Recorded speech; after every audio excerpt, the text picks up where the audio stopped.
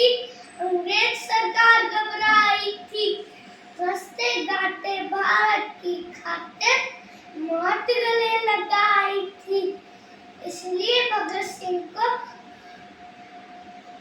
शहीद आजम भी कहा जाता है, क्योंकि भगत सिंह ने कहा था कि भैरव को सुनाने के लिए धमाके की जरूरत होती है।